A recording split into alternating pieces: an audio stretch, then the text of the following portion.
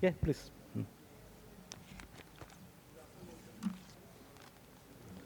Can't hear.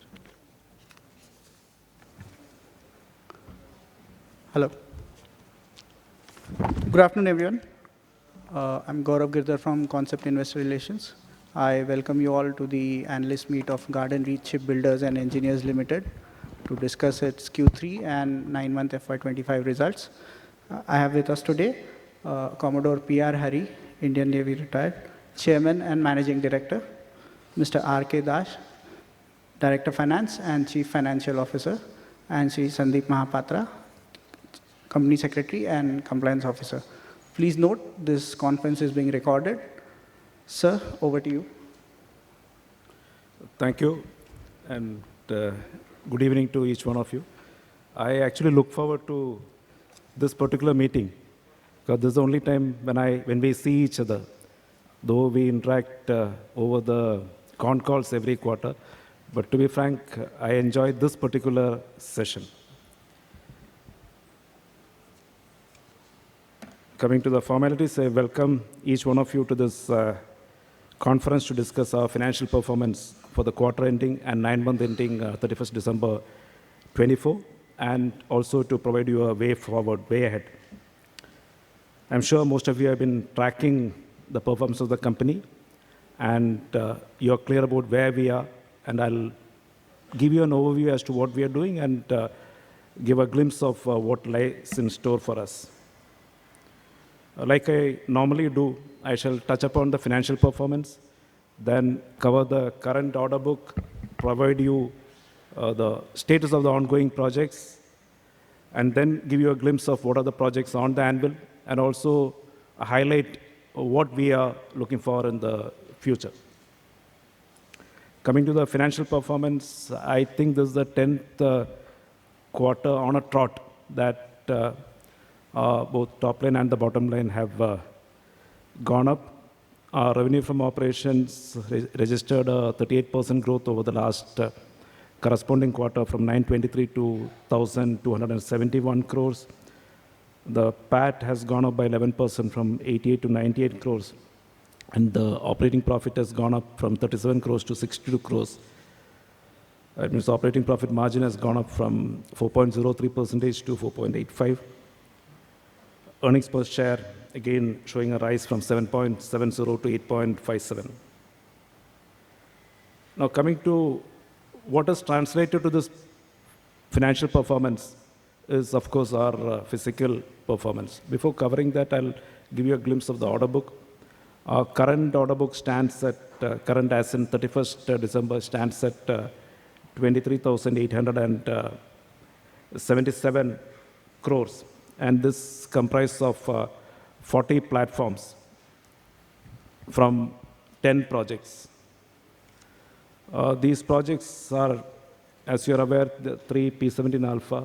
That means 17 warships for Navy coming from 4 projects, 3 P-17 Alpha, 2 survey vessels large, 2 we already delivered, 2 more are remaining, so 2 survey vessels large, 8 anti-submarine shallow water crafts, and 4 new generation offshore patrol vessels.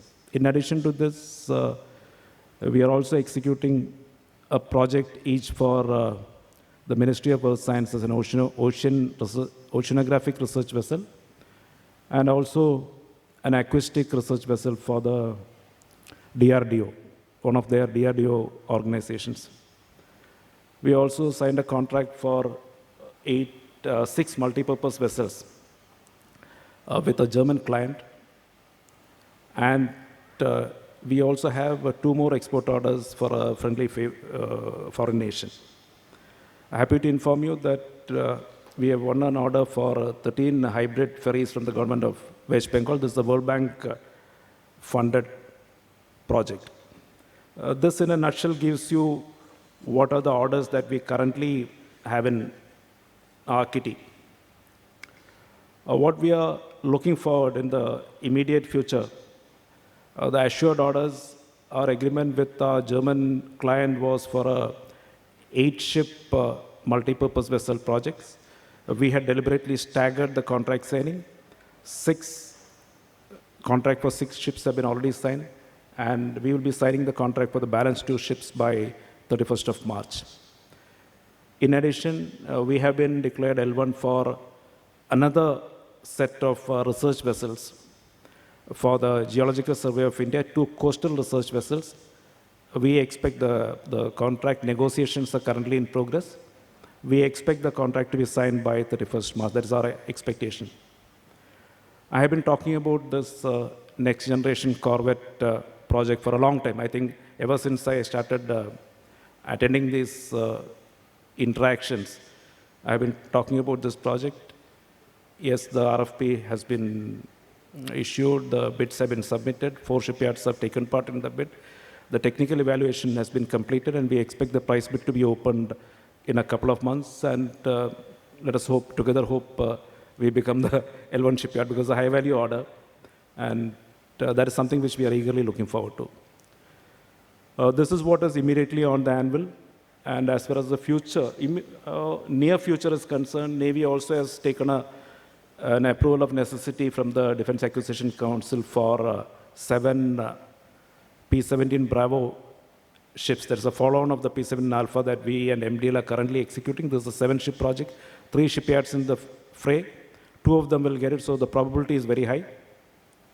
And also, Navy has also taken an AON for 31 waterjet FACs. They're called follow-on waterjet FACs. These are small 50-meter odd vessels, 31 of them. The volume is huge. And Navy has also got an AON for 120 fast interceptor crafts. In addition to that, Coast Guard has obtained AON for, already obtained AON, there is a DAC AON for 6 OPVs, NOPVs, and 18 fast patrol vessels, next new generation fast patrol vessels. These are broadly what is likely to come out from both the Navy and the Coast Guard in the next 1 year. Some of the RFPs could come out as early as a month down the line. 2 projects that I missed, Navy has also taken AON for 2 multi-purpose vessels and 5 next-generation survey vessels. This is what I expect to come out from now till the next 1 year. This is the RFPs that I expected in the next 1 year. Now I'll give you a glimpse of the status of the ongoing projects. As I had mentioned, we are executing 10 projects. I'll start with the naval projects. The P-17 Alpha project, again, happy to inform you that our first ship has already undergone the basin trials. Basin trials is the harbor trials have been successfully completed. We intend putting the ship to sea for the sea trials by end of this month. So the project is going on track. And there was a question which was asked, I think last time or last time, is the project going on track? Will you be able to deliver the ship on time? Yes, we'll be able to deliver the ship ahead of the contracted time, which is the first ship is to be delivered by August this year, the second ship by February next year, and the third ship by August 2026. So we will be able to complete this project on scale. This is a high-value project. And just to give you an updated status, we have almost touched 90% progress on the first ship, almost 65% on the second ship, and about 50% on the third ship. So that is the kind of progress that we have achieved. Coming to the survey vessel large project, this is a 4-ship project for the Indian Navy. 2 ships have been already delivered, and they have been commissioned into the Navy. 2 more ships we intend delivering during this calendar year, which means the third ship we expect to be delivering by June, and the 4th ship by July, August. So that is the way the progress is currently there. The second ship has almost touched around 85% physical progress, and the third ship is around 72%.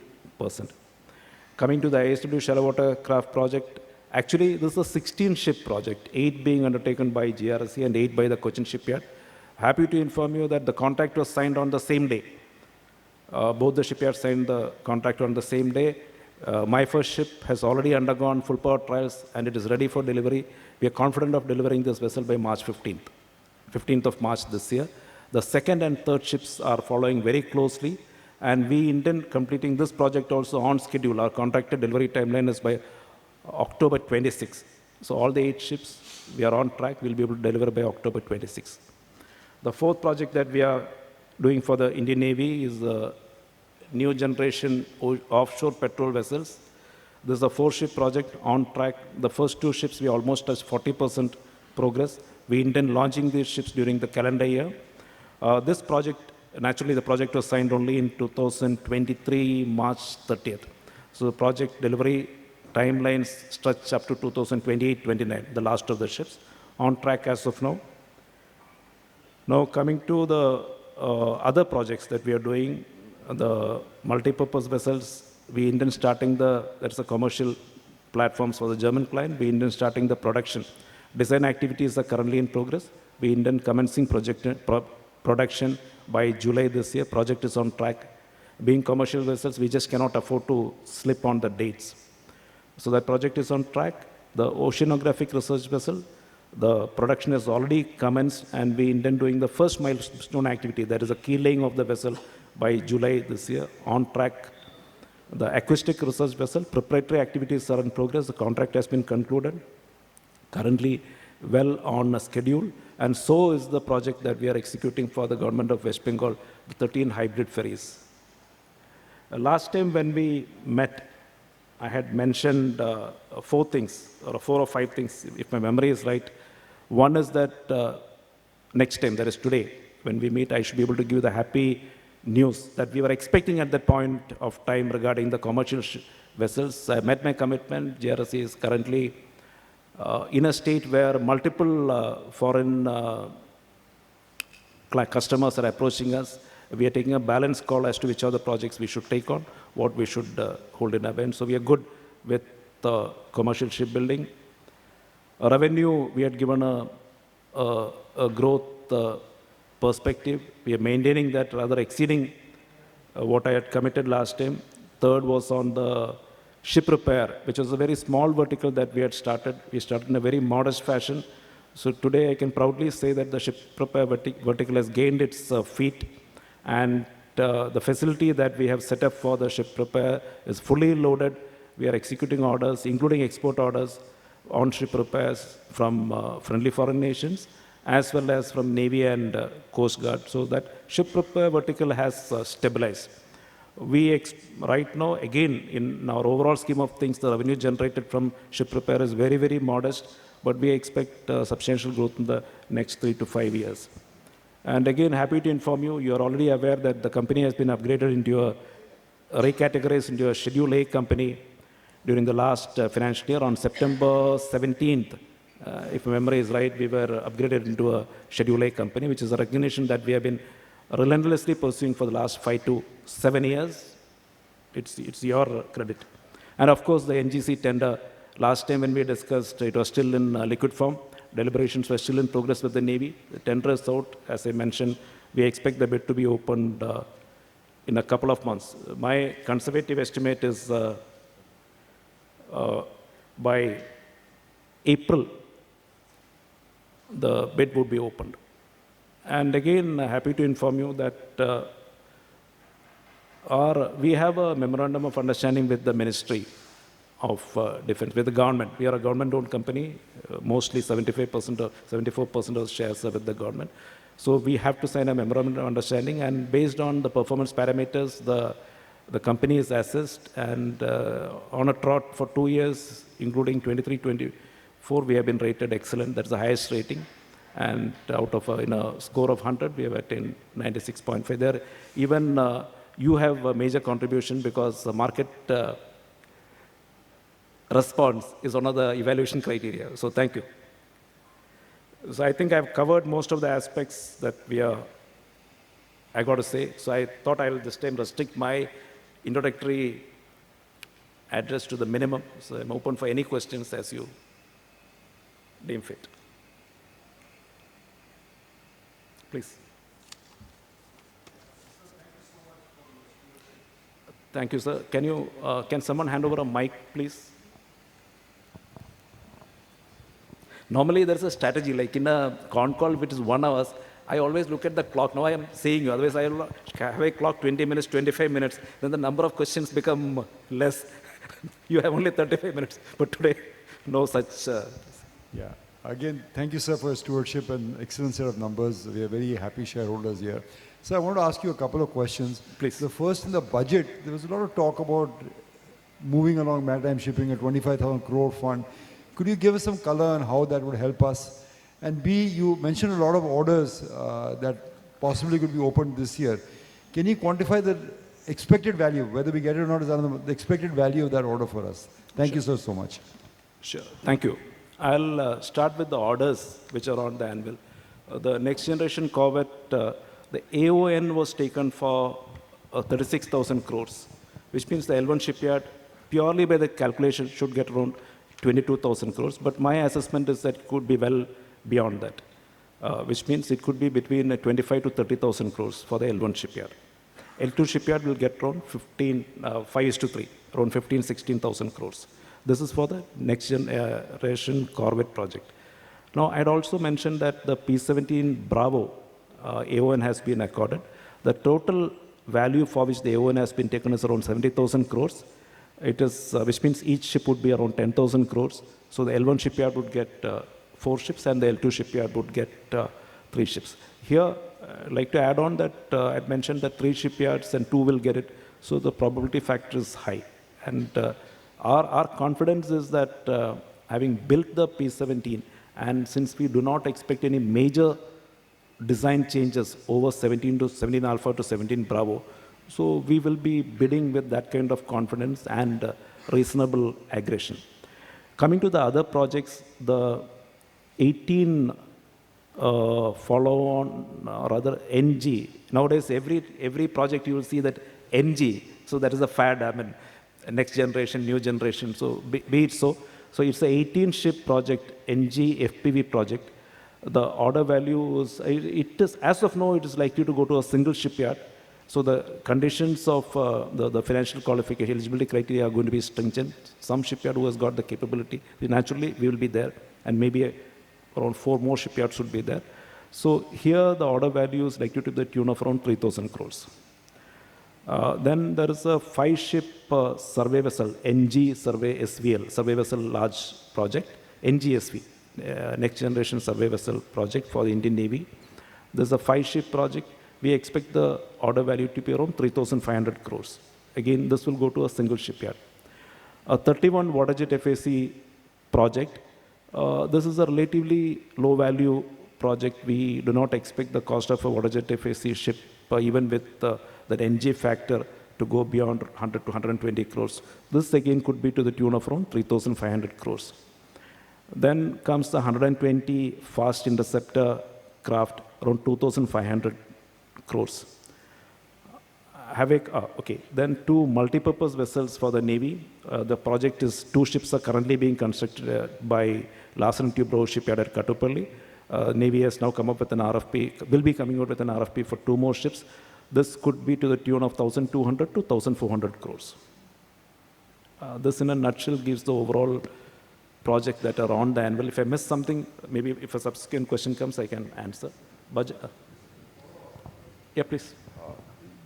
Obviously, the first 2 are the most lucrative, the ones you mentioned. Between them, they're how much? 1 lakh crore or something? Can you tell us the status of this? Do you think it would be L1, L2? What do you think? What is your hypothesis, working hypothesis of those projects? See, in the NGC project, we are confident. Why we are confident is purely because I had mentioned this earlier, that as far as corvettes are concerned, we have mastered the construction of corvettes. 9 corvettes, both surface as well as ASW, are currently running in the Navy, and all 9 are built by GRS. So that's the kind of expertise. So here, I mentioned that it's around 36,000 crores. L1 will get around 24,000 crores. 25 to 30. Yeah, okay. This is the first project that is on the anvil. And this will open when, sir? When do you expect Our to open? conservative estimate is 3 months, optimistic 2 months. That means as early as March end to April end. That's very close. Sir. That is something very close. Yeah. Okay. And the other one? The Bravo? P-17 Bravo, we expect the RFP to come out only by year end. Because the AON was accorded, I think, just about a couple of months back. So we expect the RFP to come out. Okay, again, put a moderate timing by end of the current calendar year. So if it comes by end of the calendar year, the L1 determination, you put a inefficient time of 6 months from bid opening to by past experience, which means by mid of calendar year 26, the L1, L2 shipyards will be known. Here the L1 shipyard, as per the AON taken, will get around 40,000 crores and the L2 shipyard will get 30,000 crores. And you're confident of that? Yes, also yes, definitely we are confident. See, it is 3 shipyards only, 2 will get it, so we should get it. Yeah, and just to follow up, sir, on the first order that you mentioned, 36,000 crore order, which you get 24,000 crore, that also you said is your strength, right? The basic order. See, I'll tell you why. One, I mentioned the experience. Okay, experience, maybe somebody has undergone, still, we'll just neutralize it. There are only 4 shipyards who are eligible for this. Only 4 have been permitted to bid for this. Of that, 2 will get it.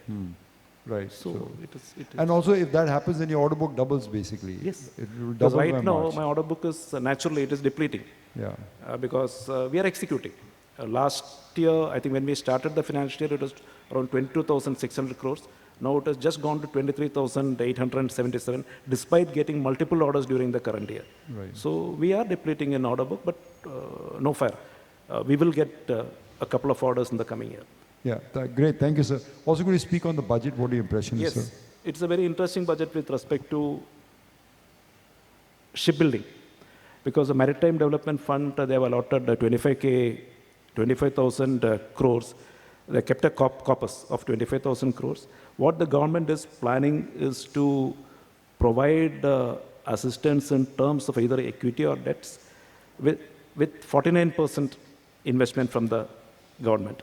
And the industry should invest the balance 51%.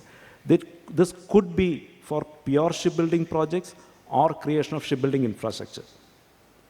This is an interesting aspect that came out of the budget. And also, government has already, the action has commenced. Most of the coastal states have come out with RFIs for EOIs for creation of shipbuilding clusters. For example, Gujarat, Karnataka, Maharashtra, I'm not so sure. Gujarat, Karnataka, Andhra, Orissa, and Tamil Nadu. So shipbuilding clusters are planned to be created in these states. The benefit for us or all of us would be the assistance from the Maritime Development Fund that the government has earmarked. Third is the shipbuilding financial assistance, version 2. The shipbuilding financial assistance policy was always in existence. Of course, it is not applicable for warships. But since we have ventured into commercial shipbuilding and in a strong way, this will definitely benefit us because the subsidy that is being allotted by the government, basically their intent is very clear that they want to boost the shipbuilding industry in India. So that will definitely give a fillip to the commercial shipbuilding. These are the major aspects that I can pick from the budget. One more thing is a very interesting thing I think I mentioned in passing last time in a con call was that the government has come out with something on recycling, that is ship breaking. If you break a ship in India, then you get 40% of scrap value as credit. You can avail the credit as an assistance, direct assistance from the government if you build a ship in India. It's a very enticing offer. So I think on the whole, with respect to commercial shipbuilding, the budget has been very, very encouraging. More is there, but That's fine. I think that is... But that helps more commercial, doesn't really help us. No, it helps us. Why it is helping us is, when we met last time, I was a bit hesitant. I would not say hesitant. We were just contemplating, should we go in for commercial shipbuilding or not? We have taken the decision, we have gone ahead. So since we have gone ahead, we would like to go in a big way. So if you're going in a big way, all these initiatives will help. So if just I could follow up on the 2 new contracts that we are talking about, are they on a cost-plus basis or are they on a competitive basis? I mean, how would that mechanic work? Which The 2 new contracts that we're talking about. Okay. Yeah. The NGC and it's a hybrid. There's a fixed element for the effort. There's a valuation by the shipyard, and certain equipment it is on cost-plus basis. It is not. We term it as fixed cost and variable cost. So it is going to be a healthy mix of both the Margins projects. would be what, 7%, 8%? The margins for that would be? Margins will be plus 8%. Plus 8%. Great. Thank you, sir, so much. Thank you. Pleasure. Please. Please.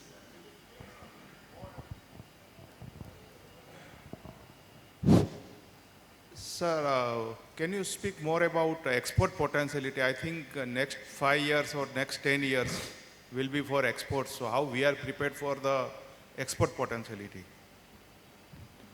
Thank and you, what sir. can be the our for shipbuilding, as you just now told? What can be the our share roughly where we can stand in next 5 years? Thank you, sir. Right now, as on date, we just about 4% of GRS's order book is coming from exports. Our total order book is 23,877, and just about 970 odd crores is coming from exports. So, but since as I mentioned, it was a very, we are pulsing the system.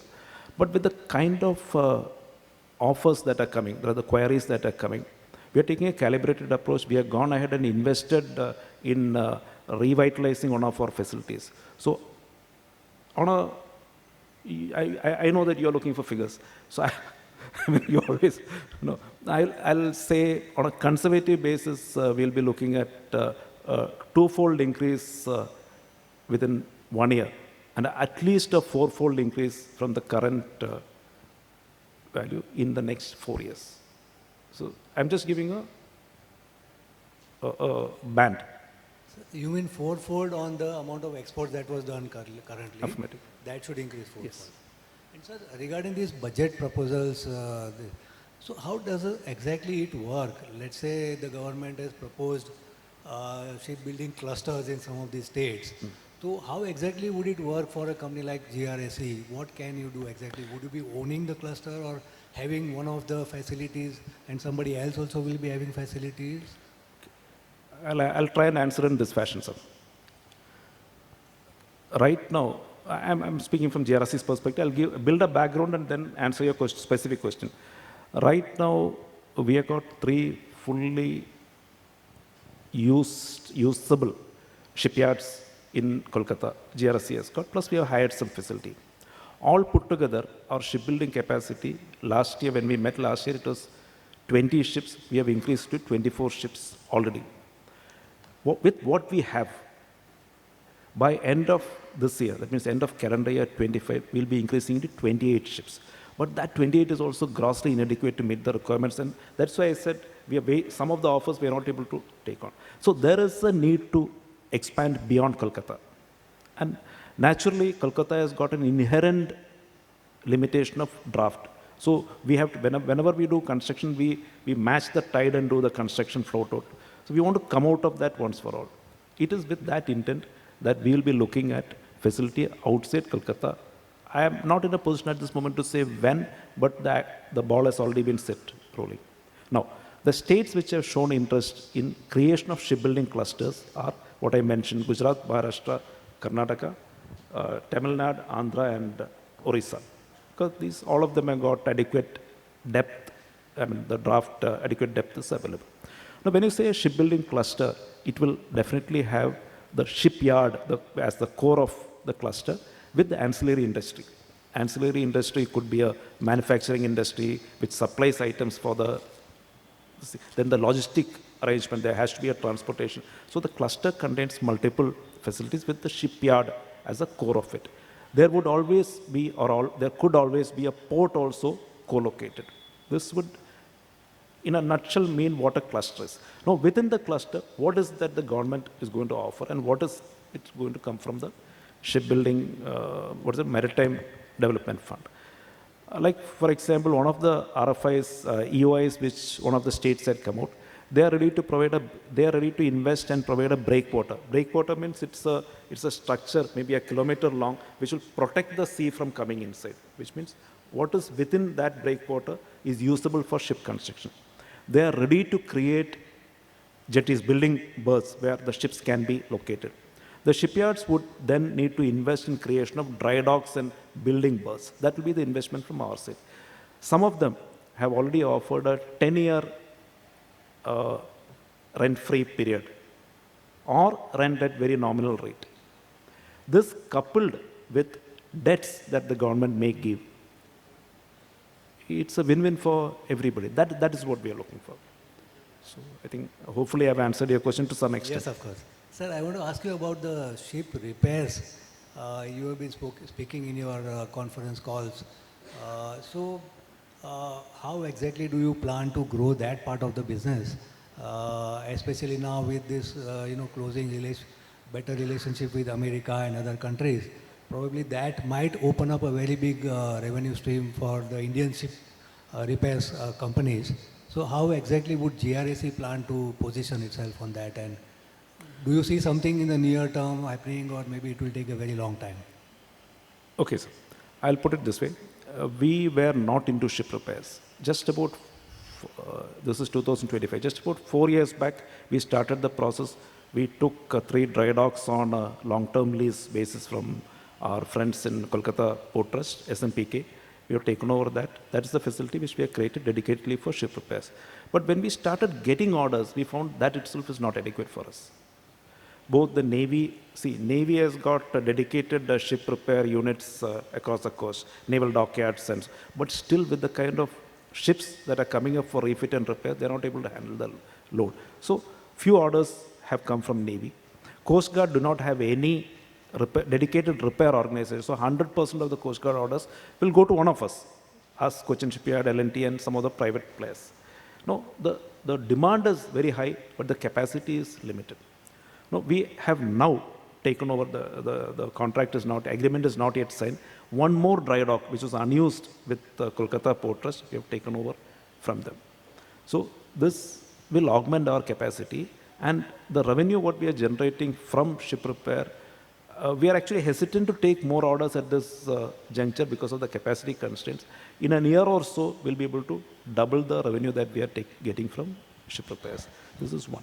But that also will not address the issue, because if you're limiting our ship repair to Kolkata, it just will not meet our requirements. So what we have done is we have formed partnership with small ship, very, very small shipyards whom we use as our subcontractors. Take the order at a reasonably, ship repairs is a high margin, and we intend doing these refits we already executed one in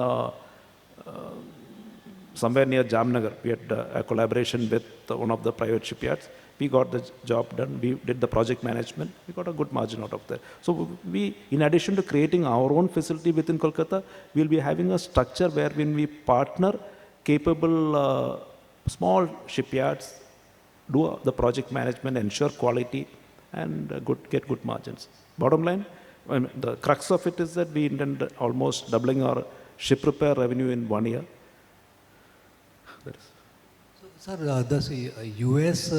naval, their fleet of 100 ships and all, they wanted to empanel a number of Indian companies to do their repairs. Have they visited GRSE? If not, why not? I'll answer this question because be it MDL is at the sea is next to them. Be it Goa, sea is next to them. L&T, sea is next to them. HSL, sea is next to them. We are a riverine shipyard. And this is one part. So we are not comfortable to go in for, I'm not getting the MLRA or MSRA or something with the US as of now.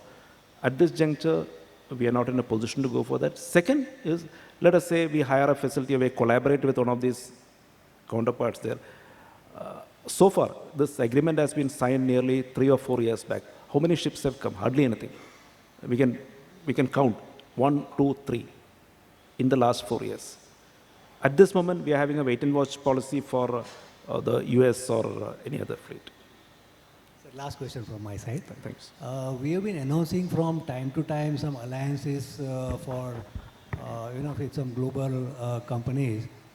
For instance, the marine engine production and all that. So is there any potential in terms of actual revenue terms and how it will unfold going forward, sir? And which of these alliances you see likely to materialize more? Okay, sir. I'll give a perspective that when we sign MOUs is like sowing wild oats. It's like we do business development. We attack 100 leads. If even 2 leads fructify, it is success. Similarly, in case of MOUs, we have live MOUs with Rolls-Royce for MTU Rolls-Royce for marine diesel engines. We had one with Caterpillar and we had one with Kongsberg. I'm only speaking about engine and water jets. Of these 3, one has matured. It is a Rolls-Royce MTU and a Rolls-Royce MTU MOU. And when I had mentioned earlier about this 31 water jet FAC or the 18 fast petrol vessels, it is those type of engines that are going to get into these ships, which means, let's hypothetically say this collaboration succeeds and it is 31 into 3, 63 engines in these ships and 18 into 2, 36 engines in the Coast Guard project. So opportunities are there. We were earlier having an MOU. MOU was initially for assembly, testing, and so on. So we get knockdown kits from there. We have a diesel engine plant in Ranchi. We used to button up the engine, conduct trial. We have a test bed there, and then deliver. We have just transformed that into co-production because we found that is not attractive. Usme hamara kya value addition? There's nothing. So, but now we have gone for an agreement. It's called a license agreement for co-production where, as per the government policy, at least 50% indigenous content should be there for every project. So many of these foreign OEMs who are supplying 100% automatically get knocked out. So we are leveraging that government policy to get into this 31 water jet FAC as and when it comes. As a matter of fact, I've just come back from Bangalore. I was in Bangalore for the Aero India. We had a closed-door meeting with Rolls-Royce to further this project.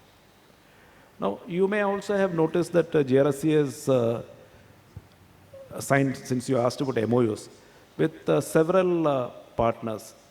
Like, I'll give you one example. We have a collaboration with Elbit Israel and their joint venture partner in India for manufacture of naval surface guns. Very attractive project. Our role in that is certain components manufacturing, project management, installation, but the margins are good. So we decided to go in for that. So that was an MOU which started off as an MOU which translated into an order. We recently signed an MOU with a firm called Apollo Microsystems. It's a listed company, very, very good company. We had an interaction with them. We understood their business. We got into an MOU with them for moved mines, which Navy requires in large numbers. So it has not been translated into an order at this juncture, but opportunities exist. So like I said, MOUs out of 10, if 2 fructify, it is success. Sir, we have 3 companies. One is Cochin, and one is Mazgaon, and one is Garden. So how is it cost to get an employee and workers compared to, is it Kolkata is cheaper compared to Goa or the Mumbai or the this Cochin shipyard? Okay, very tricky question. See, I have been in Kolkata for the last, my 9th year running in Kolkata.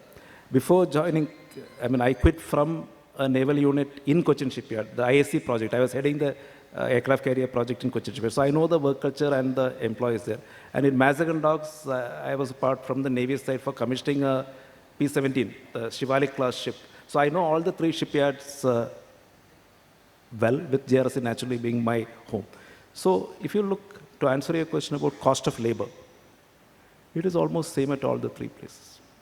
It is almost same at all. Because see, as a policy, none of the 3 shipyards, or none of the 5 or 6 big shipyards, we are not taking too many permanent employees. The strategy by all of us is outsourced work. And we do project management, core expertise in design, we retain some of the block fabrication or specialist jobs we retain. But most of the labor is through contracted workforce. The contracted workforce rates are same because we all pay central wages, central government wages, minimum wages of central government. So I feel it is at par. Each shipyard has got its own environmental issues that you discount that, but otherwise the cost of labor is more or less same.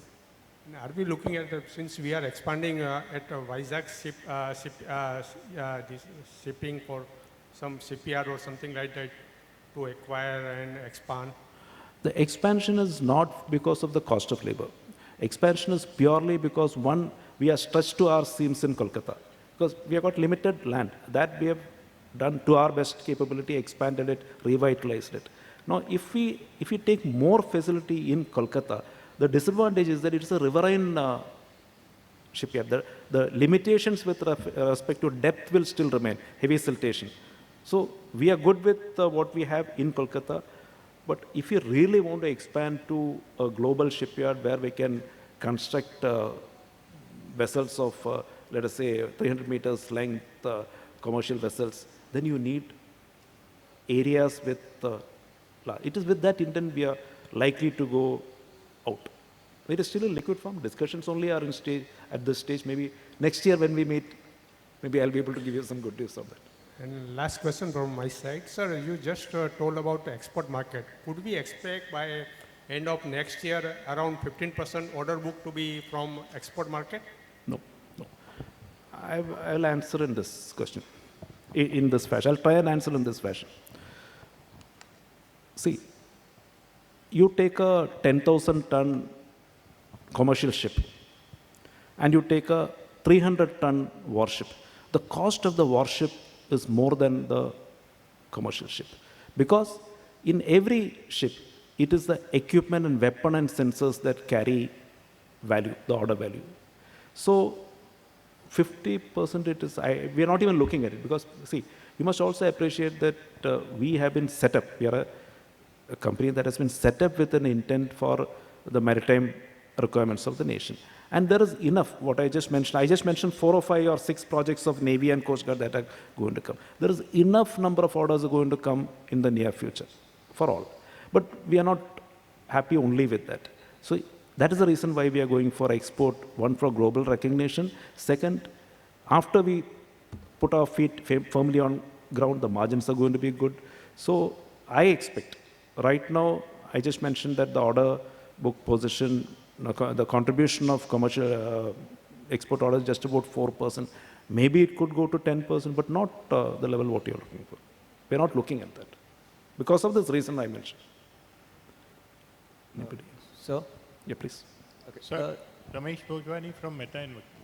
Sir, before you came, there was an audio-video presentation. That film was excellent. It took us back to 1884 to today. The progress of your company and the progress of maritime and shipbuilding, in particular Navy and the Coast Guard. So that was wonderful. We came a little early, so I had a chance of seeing it 2-3 times. Now, the thought which came to me, I was in another conference where there was I think the commissioner from the government of Nepal or the high commissioner head of Nepal, Vietnam. He mentioned Vietnam has a coastline of 3,000 kilometers. India has a coastline of 7,500 kilometers. And we need to have extremely accurate Coast Guard as well as naval ships which are monitoring and which are seeing that there is no room or no leak or a weak portion for an access to anybody. So the thought which was coming to my mind was, sir, have we developed adequately strong stealth facilities for our ships above the sea and in the submarine? Okay. I mean, you have the liberty of not answering it to full, but just an idea. I'll try and answer in this fashion. The role of coast protection is that of the Coast Guard. That's why they are called the Coast Guard. Yeah. And the role of Navy is beyond a certain, that means it is outwards. Yes. With that background, Coast Guard, the government has really realized the need for augmenting the capacity and capability of Coast Guard. Just to put things in the perspective, I was making notes, so somewhere I have written down that Coast Guard budget for capital acquisition, they have increased, I think by 26% or something in this year. That's why they're coming up with several RFPs. As far as technology is concerned, there are multiple agencies handling the security of the coast. One is, of course, Indian Coast Guard. Then there is something called Merit. Each state is also involved. Yeah. So to answer your question, yes, There is room for improvement, but I think Indian coastline is adequately protected. And just also to put facts on the right perspective, it was 7,516 kilometers, but after recent survey, you can check it up, you can Google it, it is around 11,000 kilometers. So that is, so that is a kind of coastline with all our that we have. Our job is virtually doubled. Virtually doubled. So that was the one thought which I thought I will share with you. The second thought was your opening expression of the performance of Q3 and 9 months. What I heard correctly, the top line, I believe it is third quarter was 1271 crore. Yes. And the PAT was 98 crore, which was 4%. Yes. But I didn't get the EBITDA figure because you rattled it very fast. I deliberately rattled very, very fast because I just skip over that and go now. So, okay. See, our revenue from operations was 1,271 crores as third quarter. Yeah. And the PAT was 98 crores and the EBITDA was 147 crores. 147 crore. And for the 9 months, if we can multiply this with 3? No, it is. I'll give the figures of 9 months. In 9 months, revenue from operations was 3,434 crores, and the EBITDA was 421 crores, and the PAT was 283 crores. Yeah. So virtually it comes into 3. Yes. And going by this, we will end this year almost close to 5,000 crore, little less. You Don't answer. comment, please don't comment. Why are you asking me? And the one point which you mentioned further was, okay, we are registering a 38% CAGR. Will this 38% CAGR be maintained going forward, not only in the next year, as I see in the next 5 years? Okay, I think I'll answer this question clearly. See, our current order book, of course, is 23,000 odd crores, Yes. which hopefully will come down to around 22,000 something by end of this financial year unless we get some fresh orders. And this is going to last, including the new projects that we have signed, up to 2029. The big projects, that is a P17 Alpha, touchwood, we should be able to finish by mid of next year. So the maximum revenue accrual will happen from this project. I had mentioned, see, this 38% CAGR, 38% perhaps is not there, but we'll be able to maintain a CAGR between 20 to 25% over a 5-year period. I think that gives you a clear answer. Perfect. This is absolutely accurate. The one last point is, sir, where you see a possibility, definite possibility of ramping up the EBITDA and the PAT margin? See, it depends upon the projects that we are getting, project execution cycle. If the P17 Alpha project, our margins are good. Suppose some of the projects which we have taken at very, very low margins, because we need to get orders. Unless we have orders, we'll not be able to perform. So it's a mix. Okay. It's a mix. In this, I think I'll preempt a question and answer. Our operating profit has really gone up, but our PAT margin, EBITDA margin has come down when you compare to the last. There's a drop in that, but it's like a sine wave. I have been consistent in my views on this, that we'll be able to maintain PAT margin above 8%. This time we have dropped in this particular quarter, it is 7 point something. But on the whole, by the end of the financial year, we'll be able to correct that. Wonderful. But again, I'll clarify, because I know otherwise I can address more questions in one shot instead of piecemeal questions coming. If we get the Corvette project, if we get the P17 Bravo project, naturally the margins are going to be higher than that. Sir, what I see from your body language, of course, till you get the order, you cannot say it is in hand, but I'm very sure that these orders are with you. No, I can't say that. How can I say that? And going forward, because the priorities of...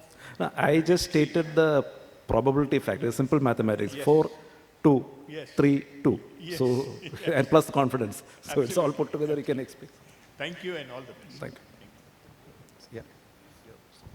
Good evening, sir. Sagar here from Fintuit Investments. So just one thing. So let's say we have 3 major shipbuilding companies. Okay, the promoter is the same.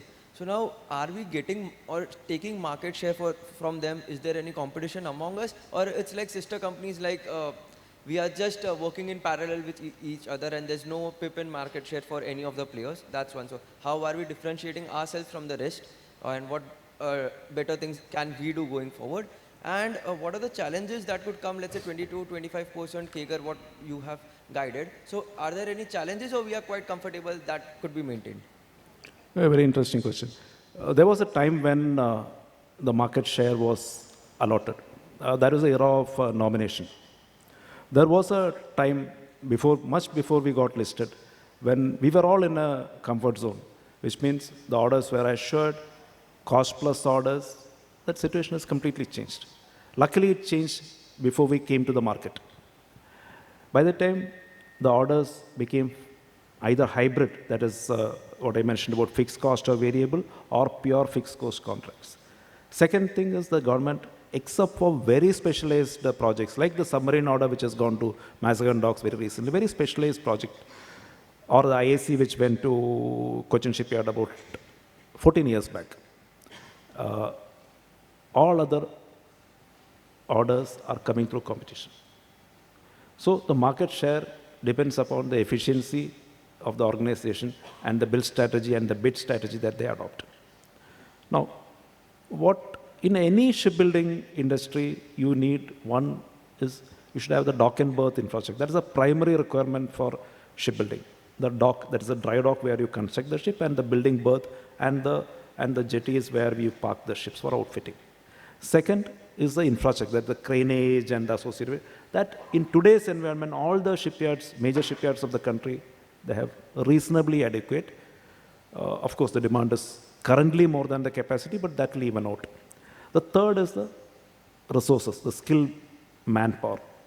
As a strategy, all the shipyards are adopting to outsourcing for non-core jobs. But the skilled manpower available in the country, the whole of specialist shipbuilders, is limited. Whoever offers the highest pay will come and work there. So there is, since you asked what are the challenges, one is availability of skilled resources. We are putting in measures to correct that also. Maybe training through our own funds, picking up from some particular area which is known for particular skill. And the last point is there is a huge reliance on the supply chain system, because ours is an industry where shipyards are primarily platform integrators. We build a hull form, then we put this, that, the equipment, systems, button up, and get a platform ready for you, for us. So we have a huge reliance on the supply chain system. And this supply chain system comprises of major players like Bharat Electronics, Hindustan Aeronautics Limited, or global players, to very, very small MSMEs. So there are situations, we say COVID is over. COVID is not over. There are still firms who are reeling from the cascading effect. So there are challenges, but I think we are more or less tided over or tiding over these issues. Challenges very much exist. Got it. Just to add on that, let's say you said that equipments and all those things, all the three shipbuilders have. So let's say in the top three, our capacity today is 24 ships. Can you, let me know what is the capacity of the rest of the two? And the second one would be, you said we might look at an acquisition going ahead, okay, in the next 1 year, acquisition merger, something. So any probable ticket size that you would look for it? Can you just repeat, split the questions and ask once again? So the first one was, let's say all the top three shipbuilders, we have a capacity of 24 ships a year, okay. So what would it be for the other two? Okay. 24 was, just to place on record, 24 was enhanced from 20 till 2000. If you are looking at the other two shipyards, in case of Mazagon Docks, they have capacity to build large ships. Their dry docks and building infrastructure is larger than ours. The numbers may be less. Numbers are less, but the bandwidth for larger platforms is more. Same goes for Cochin Shipyard also. Actually, Kochi has got the biggest dry dock other than Pipavav, the biggest operational dry dock in India. So that will give them the flexibility of building large ships like the aircraft carrier. We don't have that capacity, but what we have, our biggest strength is multiple dry docks of various sizes which can cater today up to destroyers. Destroyers means the ships above frigates and corvettes. So this in a number exactly I will not be able to tell because that will give it is not an apple-to-apple comparison, but different types. Capacity in terms of numbers, we definitely have the largest, but in terms of size, we don't. Got it. And the last one, the acquisition that we will be looking for going ahead, which may or may not happen, but any particular ticket size in your mind, like this much is something that we can go for? Sorry. The acquisition, the Vizag acquisition or some merger, etc., that you said like we may go for. Any particular ticket size or quantum? See, at this moment, if at all we go, we'll be going for a greenfield facility which will be developed maybe in a span of 3 to 5 years. We are not looking for, what we have done, we have actually offset this problem by, okay, I'll give you an example. When we took on this anti-submarine shallow watercraft project, it was an 8-ship project. We were full with respect to our dock and berth infrastructure. At that point of time, L&T Shipyard Kattupalli did not have any order. They had huge spare capacity. So we collaborated with them. We did part construction of these ships there, leveraging our core expertise of design, project management, and procurement, and their facilities. So that is the model which we have adopted, not only with the L&T shipyard, one of the small shipyards in Kolkata, we have one export platform, we did part construction there. So that is the methodology which we are currently adopting till the time we develop a facility, a greenfield facility outside Kolkata, which will take time because greenfield shipbuilding facility just does not come by switching on it will take a bit of time. Thank you. Thank you. Yeah, thanks, sir. Sir, when we talk about the next generation COVID, the 8 in number project, you stated there are 4 bidders for the same. Can you get the names of those bidders? We are there. It's open. Is it open information? It's open information. It is Goa Shipyard, Larsen & Toubro Shipyard, Mazagon Docks, and GRC. Okay, these are the 4 ships, the shipyards, right? Sir, another question, and this is more to understand the shipbuilding capacity. What I want to know is that essentially if there is a shipyard, we are making the hull of the ship. Once the hull is made, can we launch the ship in the sea and then those gadgets can be uploaded there and the shipyard is again available to make another hull of another ship so that when we say we are increasing the capacity, it means that you make the hull, roll it over on the sea, the work is happening on that ship as well simultaneously and so is that the right way to understand this? Could you make me understand? Okay, I'll try and give the background. See, in today's shipbuilding methodology, we do not just make hulls. As the hull is being built, actually the shipbuilding starts with cutting off a plate. Then we assemble the plates in some shore location, which means on the dock. Then these are lifted by cranes, put into the dry dock, which means suppose if a ship has got 20 blocks are constructed at multiple locations. Then they are jumboized within the dry dock. Now, as we do it, we do pre-outfitting, which means there are certain mandatory equipment like the main propulsion engines or the power generation equipment or the AC plants have to go in at the time of launching. Because once we launch, because there are various technical requirements to be met when the ship is in dry dock, and after the ship is moved out, then we of course move out. We move out the ship, do the balance buttoning up, the system integration when the ship is afloat at the jetty, while the next ship comes in. You're right. Exactly. That is so when we say, when I'm telling we are currently constructing 40 platforms, naturally, and on the same breath I have stated that our shipbuilding capacity is 24, is purely by this method. While 24 ships are at various stages of construction, building berth or dry docks, few of them are at the jetties doing outfitting, being readied for trials and delivery. So you're right. That's a methodology.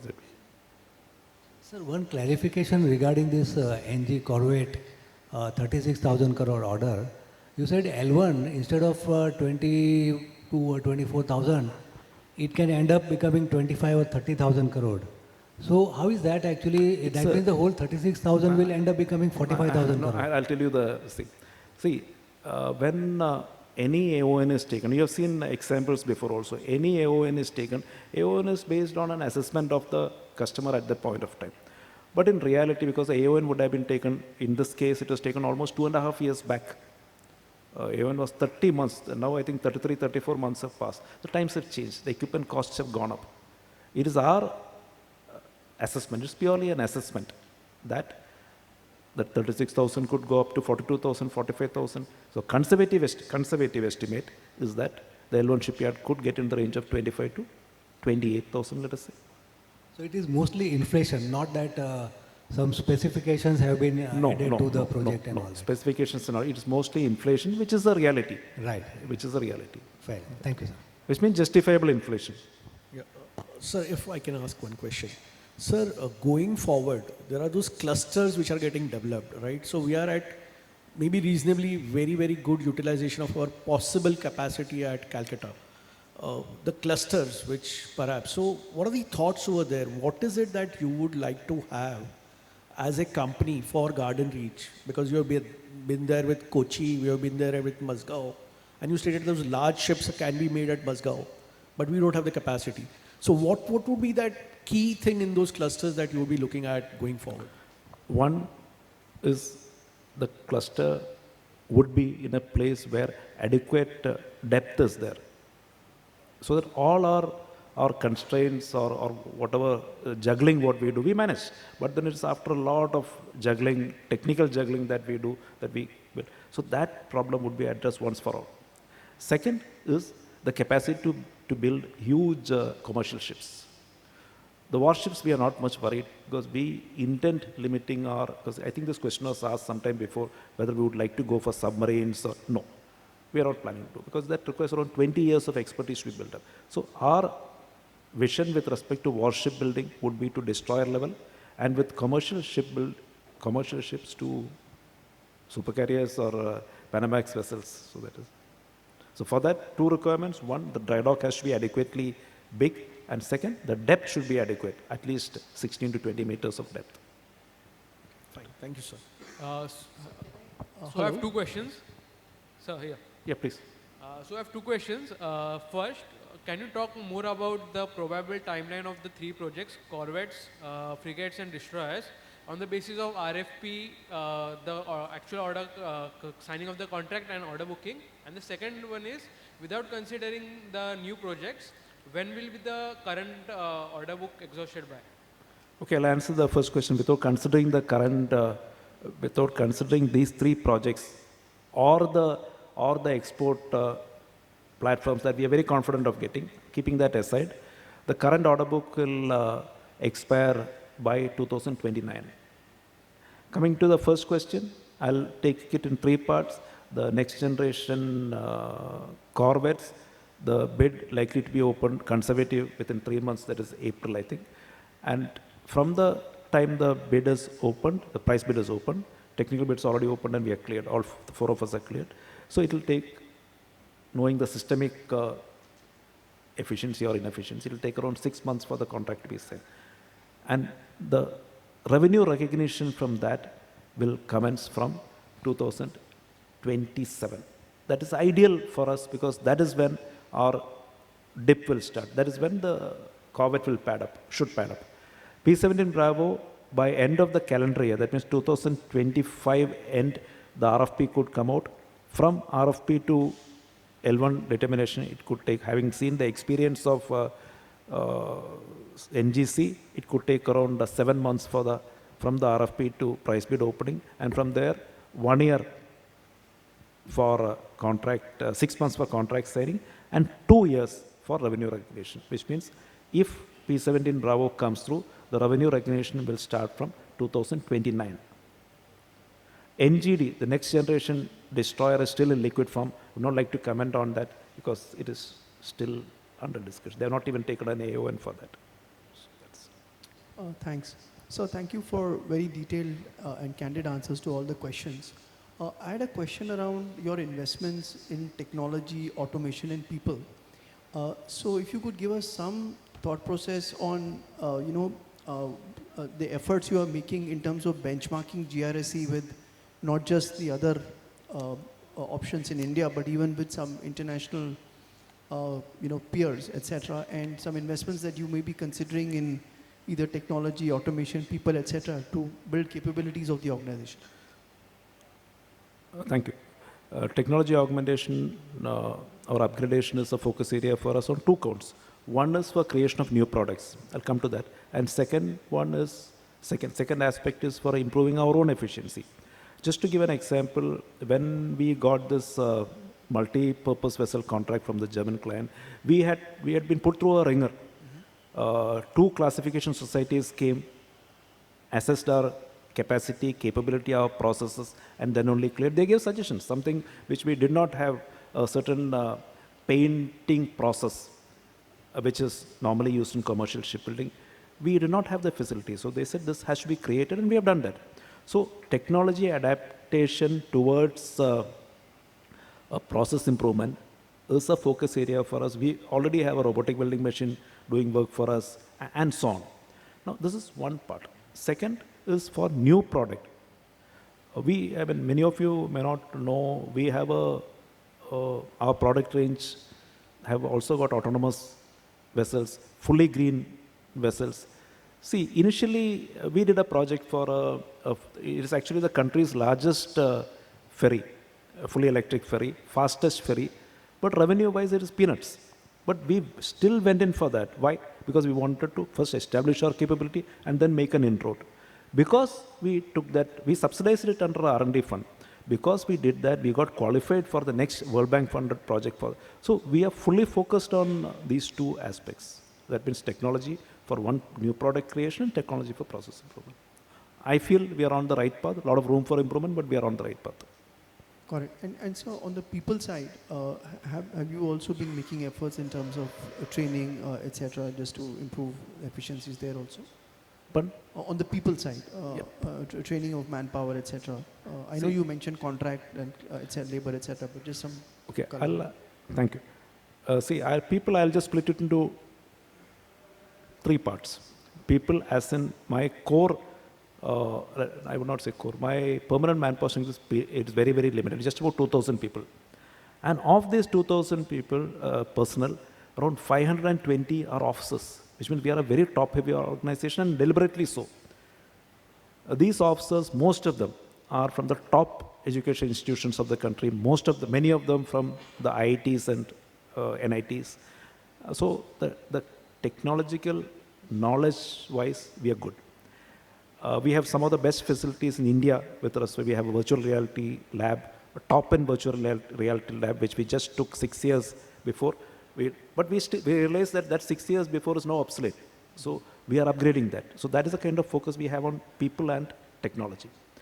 Coming to what I mentioned was, since we have taken our strategy, we have adopted a strategy of outsourcing our non-core jobs, like simple welding, plumbing, cabling.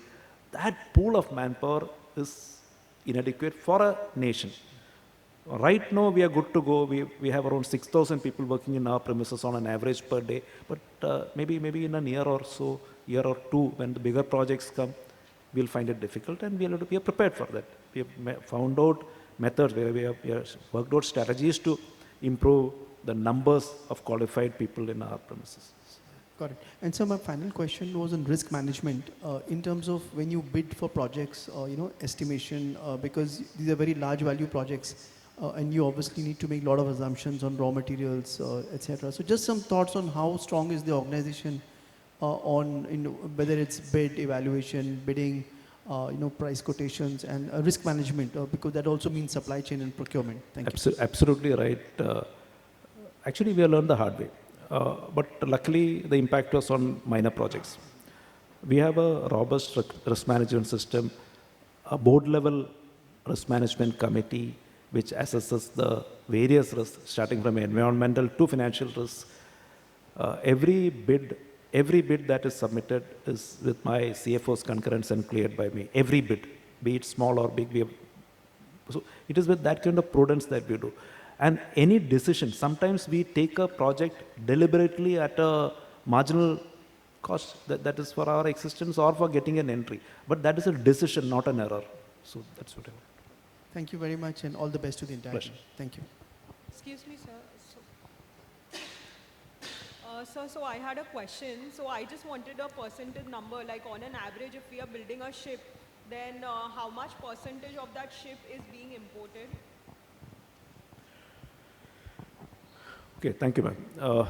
Indigenization has been a focus area of the government, whatever terminology, Atma, Nirbharta, and there are so many initiatives taken by the government to improve or increase the indigenous content. The last 3 projects that we have completed, that is including the survey vessel large, I consider it completed because the equipment ordering, everything is over. Survey vessel large project, the landing craft utility, and the anti-submarine corvette. All 3 projects, we have 85% plus indigenization. Coming to weapon-intensive platforms, now indigenization as a service, if you're looking at warship building, 100% of the hull is indigenous. Around 70% of the auxiliary machinery is indigenous. Around 50% of the weapons are indigenous. All put together, the figure I mentioned, around 85% plus is indigenous content. Okay, thank you, sir. And my second question was with regards to the budget. So we did see that this time, the Ministry of Defense had to give back somewhere around 13,000 crore back to the Ministry of Finance. So I just wanted to know, why is there so much delay in the process? Why are we not being able to spend? And we also know that, we somewhere need to expedite the process now because there is also a dire need for a lot of replacements and for a lot of, new things to be bought. So what is causing all this delay? Why are we not being able to spend? My appreciation, it is my appreciation, because it is actually for the ministry to answer, but I'll give, since you asked a question, I'll give an appreciation. Now, suppose if the NGC contract had been signed during the last financial year, a certain amount of payment goes as the first stage payment. They would have perhaps, in fact, I'm just giving an example. So it is not, the fund expenditure is not because of the delays in execution of the project. It is perhaps in the delays in the process itself. That is the point I would like to convey. And again, it is a sinusoidal pattern. It is not that every time the funds are surrendered. There will be occasions. In the last financial year, I understand around 13,000 crores was surrendered by the Ministry of Defense. Maybe the next year they'll make up for it. That's all I can say at this moment to answer your question. Okay, thank you, sir. I had a question. So you mentioned about subcontracting. So what part of our revenue, as let's say percentage of revenue in value terms and in volume terms, will be subcontracted outside the entity? Can you, sorry, could you, what percentage of the revenue? Will be subcontracting. So that will be made outside the entity, outside our shipyard. Okay, I'll put it this way.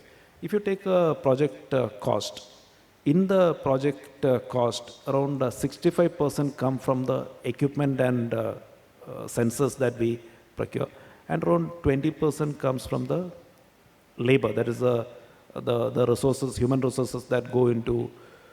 Of that 20%, around 70 to 75% is outsourced. We retain the core strength. Core strength means, let us say, the shafting work, which drives the ship. We retain the competency. The complex block fabrication, we retain the competency. The design, 100% design is done in-house, because that is the most important factor. We retain that. If you put it in percentage, if you are purely looking at percentage, it may not give you a correct picture, because the design, if you have to give value also to that. So if you look at value come cost, in that case, around 40 to 50% would be outsourced of the labor part, and the balance is done in-house. Sir, I have a question here. Yeah, please, ma'am. Yeah. So, as per the budget, there is a lot of advantage for ship breaking. You did mention a little bit about it, but can you give us more clarity as to how do we plan to take it forward and use the benefits of it? Do we plan to have a separate section, or how are we planning to utilize that? Okay, ma'am. The intent of the government is actually to lure, coax the shipbuilders to build ships in India. The target globally, I think our share is single-digit figures, low single-digit figures of the global commercial fleet. The stated target of the government is to increase this to 20% by 2047. It's a long-run process. For that, you need the ship owners. You can't impose something on the ship owners without giving them a carrot. The carrot that has been given is that if you break a ship within India, like if I am a ship owner, and next time when I construct a ship within India, I can use that credit. 40% of the scrap value of the ship broken would be credited into my shipbuilding. I'll get that kind of financial assistance. So it's a very smart way to get the ship owners to build ships in India. As far as GRSE is concerned, see, the fact is we are shipbuilders. We are core shipbuilders. We are not looking at this moment for marrying shipbuilding with shipbreaking. But then as an ambitious, really ambitious shipyard, we are open to such options in the future. But at this moment, see, all these things are budget promulgated. They have not been translated into policies yet. It might take a couple of months. We'll see if anything attractive comes out of that. We're open for that. But at this moment, it is still a stated or statement in the budget. Thank you so much. Pleasure. Sir, my question is, since we are a government PSU, and last from 1 year, we as a common layman gets a feeling that government is something slow in decision making in every aspect as far as defense is concerned, which was there in last 3, 4, 5 years back. So since you are close to the government, what is your personal honest opinion whether slowdown has happened at government level because they are concentrating more on a social part of it rather than, so I think defense has, we feel that it has taken a backseat. So what is your personal opinion? So we are not only owned by government, we are owned by you also. You, anyway, but with that, is government. so, but I would not like to consider that any decision is slow. Because if you see, you watch 2025, 26, rather the calendar year onwards, multiple projects, the RFPs are going to come out. Only when you see the RFPs coming in, you will see some momentum. Coast Guard, at least 3 RFPs have been converted to orders in the last financial year. 3 RFPs they have converted into orders. Navy, NGC, the whatever I mentioned, they are all, at least 6, 7 of them RFPs are going to come out in the next 1 year. So I don't think any decision making delays are there. Second is all these schemes which they are coming up, be it from the Ministry of Shipping or be it from the Ministry of Defense, both are coming from the same Government of India. So initiatives wise and decision wise, in my appreciation as a PSU or CMD, I don't think there is any delay. Sir, but vision is too big as far as vision is concerned, but ground level reality, I think there is, looks like there is some slowdown. Sir, I would like to put it this way. Vision, it's like very interesting talks are gone about quantity of work, 90 hours per week, 75 hours per week. But I have a very, I mean, I'll come back to your point. I just want to lay the foundation for that. And subsequent to that, another business head told that it is the quality that matters, it is not quantity. So there I have a point. Quality comes only with tons and tons of quantity. And that quantity comes from time. Otherwise, quantity cannot come, and if quantity is not there, quality cannot come. Similarly, vision, yes, to get the vision, like I was just addressing one of the queries, the vision is to obtain 20% share in the global commercial shipbuilding fleet by 2047. That itself is a, so that itself is a very ambitious vision, from 2% or 3% to get to 20%. But for that 20%, the initiatives what they have listed out, shipbuilding corp, maritime corpus, maritime development fund, they are all actual initiatives that are being taken.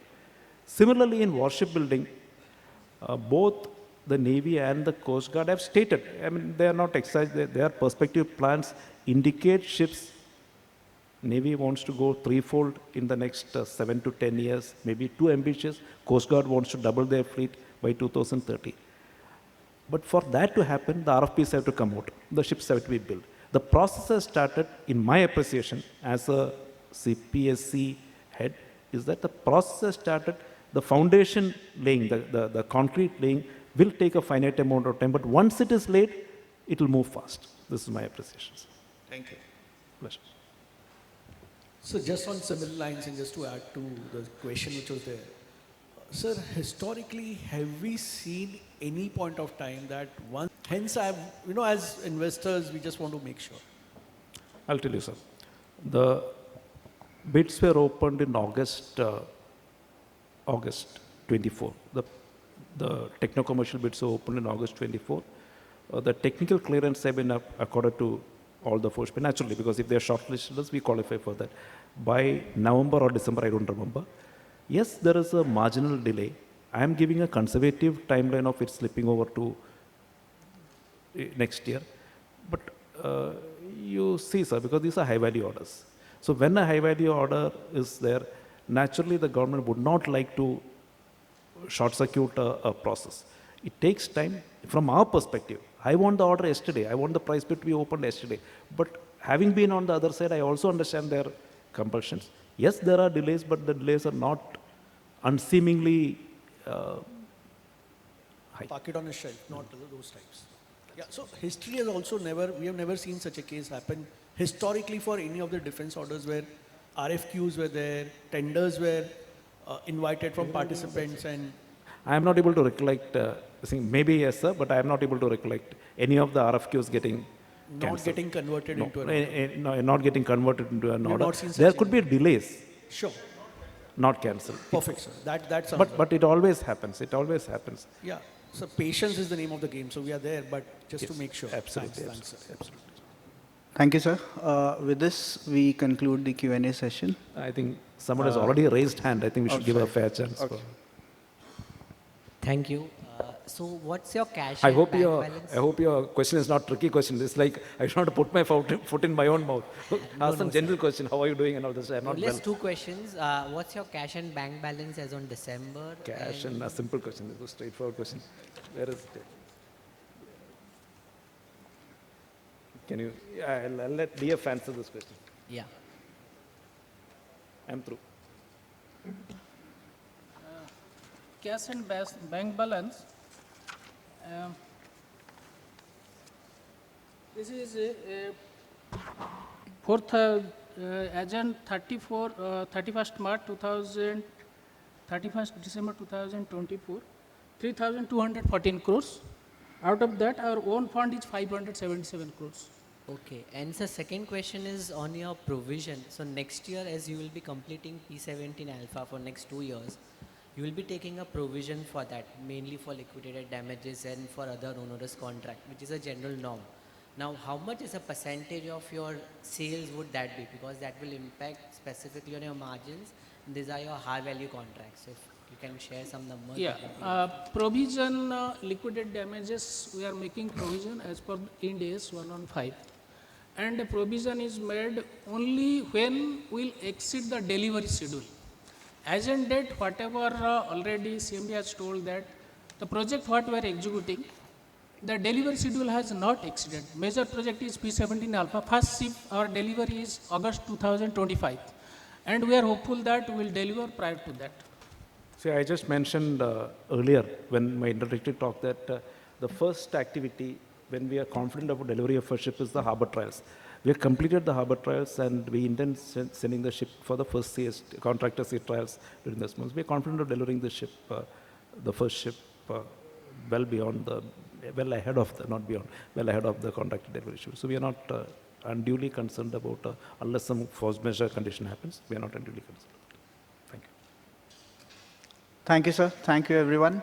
With this, we conclude the Q&A session. I would request Commodore P.R. Hari sir to give his closing remarks, and thereafter we can join us for the high tea. Thank you. Sir, over to you. Thank you, ladies and gentlemen. As I mentioned, it's always a pleasure because I am not well today because I have been traveling for the last 4 days in and out of Kolkata. I mean, Kolkata to Bangalore, Bangalore to Kolkata, back today to Bombay, next week Delhi. So I'm a bit down, but after interacting, I'm back to normal. Thank you. Thank you, everyone. Thank you, sir.